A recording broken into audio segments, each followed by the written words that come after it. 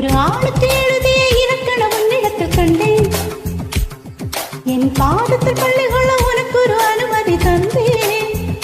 சரி பிரிதத்தாத நின்னீ பிரிதத்தாத தகதகிடதி சாரி ஒரு ஆணுக்கு எழுதிய இலக்கணம் உன்னிடத்தில் கண்டேன்.